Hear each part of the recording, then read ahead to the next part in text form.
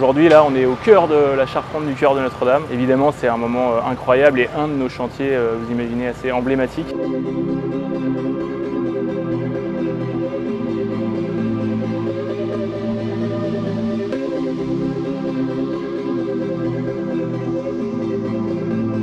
Le cahier des charges était le suivant, il fallait donc restituer la charpente de Notre-Dame, la charpente médiévale, la restituer comme à l'époque médiévale et avec les savoir-faire ancestraux.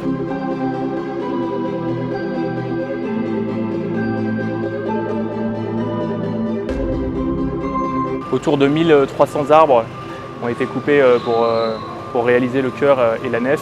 Et ce sont des chênes des forêts françaises de l'ONF. Et c'est ce travail-là qui nous a permis aujourd'hui d'avoir des bois majestueux et qui nous permettent de rendre à Notre-Dame sa forêt.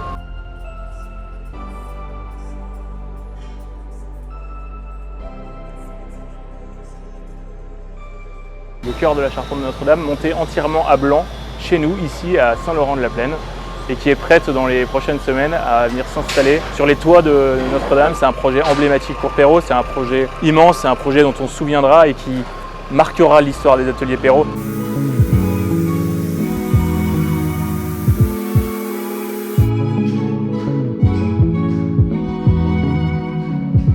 La restitution et la restauration de cette cathédrale va nous permettre de mettre en lumière tous les compagnons qui travaillent sur ce projet, tous les savoir-faire de maçons, les tailleurs de pierre, les charpentiers. Et ça, aujourd'hui, je pense que c'est quelque chose qui va nous permettre de peut-être créer des nouvelles vocations.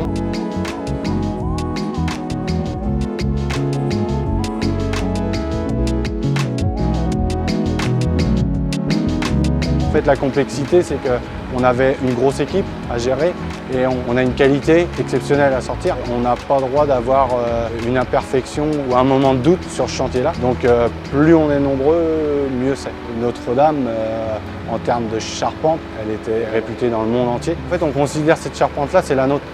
En fait, c'est la nôtre jusqu'à présent. Et le jour où elle va partir Saint-Laurent, elle sera tous les Français. Mais pour l'instant, c'est un peu la nôtre. Et c'est plus le jour où elle va partir que je pense que je vais vraiment avoir un petit pincement au cœur, à me dire en fait, on ne l'a pas faite pour nous, on l'a faite pour Notre-Dame.